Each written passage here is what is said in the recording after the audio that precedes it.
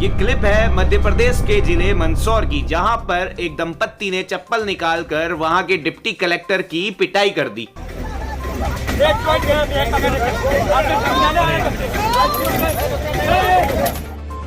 नमस्कार मित्रों, एक बार फिर से स्वागत है आपका हमारे चैनल पे।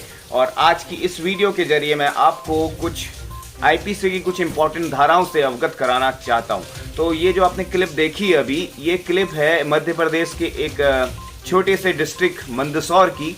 मंदसौर पे होता क्या है कि एक चाय वाले की गुमटी होती है, वहां पर जो मंदसौर के डिप्टी कलेक्टर हैं मिस्टर अरविंद मोहर, तो ये जा रहे होते हैं उस रास्ते से, और वहीं पर जो है ना रास्ते में दो लड़के बाइक में स्टंट करते नजर आते हैं।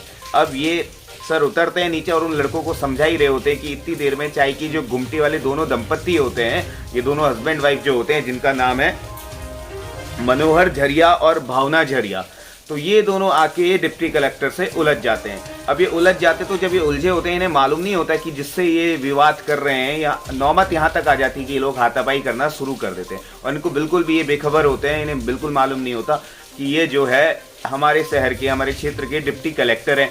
अब पूरा मामला आपने देख ही लिया है, तो इन दोनों अभियुक्तों पे, इन दोनों एक्यूज्ड पर्सन्स पे जो है धाराएं लगती हैं आईपीसी की, और वो धाराएं हैं 353, 332, 186, 298 और 506, और साथ में सेक्शन 34 यानी कि act done by several persons in furtherance of common intention. ये सेक्शन 34 है कॉमन इंटेंशन वाला, ये अपने आप में कोई एक पनिशेबल ऑफेंस नहीं है, ये दूसरी धाराओं के संग मिलके लगता है कहीं पे भी। इसमें अगर आप आईपीसी में देखोगे 34 में, सेक्शन 34 में ये पनिशेबल ऑफेंस नहीं है, इसमें कोई पनिशमेंट के प्रोविजंस नहीं दिए हुए हैं, पहली बात तो ये। और जो बाकी जो धाराएं हैं सेक्शन 353 बात करता है असॉल्ट की, हमले की, ठीक है। ये है असॉल्ट और criminal force to deter public servant from discharge of his duty. Section 332 है voluntarily causing hurt to deter public servant from his duty. ये सारी की सारी जो सेक्शंस हैं पब्लिक सर्वेंट की बात कर रहे हैं। Section 186 obstructing public servant from his duty in discharge of public functions. Section 298 uttering words with deliberate intent to hurt religious feelings. Section 506 punishment for criminal intimidation. तो इन दोनों दंपतियों पे, मतलब इन दंपतियों पे, इन दोनों हस्बैंड वाइफ पे सारी की सारी जो धारा मैंने अभी आपको बताई है, सारे के सारे धारा इन पे इम्पोज हुई है, ठीक है। इनको गिरफ्तार किया गया है वहां की लोकल पुलिस द्वारा। थोड़ा सा मामला शांत होने के बाद जब दोनों दंपतियों को यह पता चला कि जिससे वो भिड़े हैं वो और कोई नहीं बल्कि इस जिले का डिप्टी कलेक्टर है, तो फिर इन दोनों के होश उड़ गए।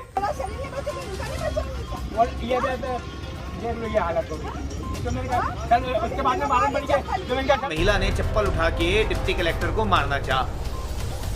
अब भाई डिप्टी कलेक्टर तो डिप्टी कलेक्टर है, अब इनको बिल्कुल भी नहीं मालूम था कि जिससे हम भिड़ रहे हैं, जिसपे हम चप्पल उठा के जिसकी कुटाई कर रहे हैं, वो और कोई नहीं, वो हमारे ही शहर का एक उच्च अधिकारी है, एक ऊंचे ओहदे का अधिकारी है। तो जैसे इनको ये बात मालूम चली तो इनकी सिट्टी पिट्टी गोल हो गई और इन्होंने माफी मांगना शुरू कर दिया। लेकिन ये चीज अगर माफ कर दी जाए तो सोसाइटी में हर कोई यूं ही करने लगेगा, और ये सोसाइटी में बिल्कुल भी एक्सेप्टेबल नहीं है। और इसी के लिए जो है आज की वीडियो के द्वारा, आज इस वीडियो के माध्यम से मैं आपको कुछ इंपॉर्टेंट ऐसे आईपीसी के प्रावधान बताने जा रहा हूं जो आपने शायद पहले कभी सुने होंगे, लेकिन फिर भी आपको एक रिकॉल हो जाएगा। तो इन पे जो धारा इंपोज की है, वो है धारा 353, 332, 186, 298, 506 और धारा 34 आईपीसी यानी कि भारतीय दंड संहिता की ये धारा इन दोनों दंपतियों पे इंपोज की गई है। अब ये जो मैंने धाराएं आपको बताई है, ये धाराएं एक्चुअली कहती क्या है ये आपको मालूम तो हो। धारा 353 असॉल्ट और criminal force to deter public servant from discharge of his duty. धारा 332 voluntarily causing hurt to deter public servant from his duty. धारा 186 obstructing public servant in discharge of his public functions.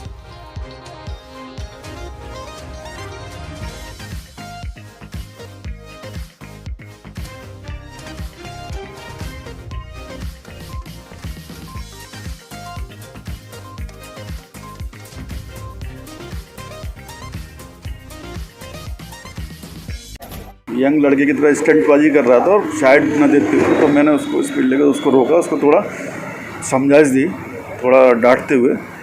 तो divider की दूसरी तरफ एक गुमटी लगा के महिला पुरुष जिनके नाम पर मैंने शिकायत की है वो आए और ज़बरदस्ती बीच में उलझने लगे और मेरे को धमकी दी। और उस महिला ने मेरे साथ दुर्व्यवहार किया, क्योंकि महिला थी तो मैंने अपनी तरफ से अपना को सही बरता, किसी तरह से कोई रिएक्शन नहीं दी। तो इस संबंध में मैंने थाने में मैंने शिकायत दी। क्या कोई चोट वगैरह आई सर आपको?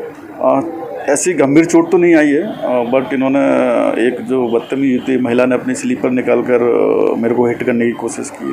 बिल्कुल आपका कहना है कि इन पर कठोर से कठोर कार्रवाई होनी चाहिए, क्योंकि सज़ा का 2 उद्देश्य रहते हैं कि जिसने अपराध किया उसको तो उसका पनिशमेंट भुगतना ही पड़ता है, साथ ही साथ समाज में एक मैसेज भी जाता है कि अगर हम भी इस तरह का कृत्य करेंगे तो हमें भी सज़ा मिलेगी।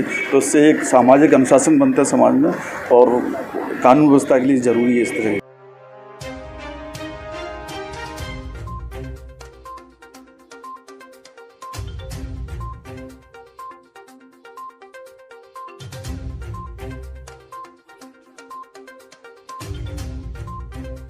अरविंद माहौर साहब हैं, डिप्टी कलेक्टर साहब मंदसौर। तो इनकी जो नगरीय निकाय के जो चुनाव परिणाम हैं उस संबंध में पिपलिया मंडी अपनी ड्यूटी के लिए जब जा रहे थे तो होमगार्ड ऑफिस के सामने एक बाइक सवार कुछ कटिंग कर रहा था। तो उनको नागवार गुजरा तो उन्होंने उनको समझाया कि ऐसा क्यों कर रहे हो भाई, पता नहीं कहाँ किसके साथ आप टक्कर कर मारोगे, दोनों की जान सांसद में। इसी विवाद को लेके पास की गुमटी में एक मनोहर नामदेव करके हैं, वो अपनी पत्नी के साथ आके और हमारे डिप्टी कलेक्टर साहब हैं इनके साथ विवाद करके और इनके साथ जुमा झटकी की, इस तरह से मारपीट और जुमा झटकी करके और अभद्रता का परिचय दिया और जाति सूचक जो शब्दों का इस्तेमाल किया है। तो इस संबंध में प्रकरण दर्ज किया जा रहा है। क्या धारा लगी सर? इसमें 353 है, 332 है, मारपीट है, 506, 323 की धारा है और SC/ST एक्ट में भी इसको पंजीबद्ध कर रहे हैं। सर इस तरह अधिकारी के ऊपर मारपीट की गई है, ऐसे अपराधियों पर क्या कार्रवाई की जाए? नहीं, ऐसे अधिकारियों के खिलाफ अभी नॉन बेलेबल केस कायम हो रहा है। दूसरा, उनकी जो गुमटी अवैध थी तो उसको भी हटा दिया गया है। और इस तरह से जो भी अब एक ड्राइव चलेगा मंदसौर में कि जो भी अवैध गुमटियाँ हैं उसकी तरफ भी फोकस रहेगा, जिससे कि मन में आया और कहीं भी गुमटी लगा के और इस तरह से मतलब बिना किसी नियम कायदे के अपना धंधा बिजनेस करने वाला व्यक्ति और फिर स्वाभाविक है कि वो अराजक तत्वों में शामिल होके और एक सभ्य समाज और पुलिस और प्रशासन के खिलाफ होके और इस तरह से गलत कार्रवाई करता है, तो उसकी तरफ भी ध्यान है पूरा। अब आप लोगों ने एक कॉन्सेप्ट सुना होगा नेचुरल जस्टिस, यानी कि प्राकृतिक न्याय। इसके हिसाब से कि दोनों पक्षों को बराबर जो है, दोनों पक्षों की बराबर सुनवाई होनी चाहिए। अब डिप्टी कलेक्टर साहब कुछ और कह रहे हैं, हो सकता है कि वहाँ पे भी कुछ और रीज़न हो। तो दोनों पक्षों को जब सुना जाएगा तभी जो है इस केस की जो है तह तक कार्रवाई की जाएगी।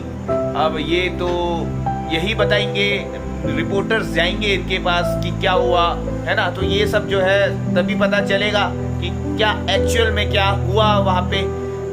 क्योंकि दो हाथ से मतलब एक हाथ से तो कभी ताली नहीं बजती।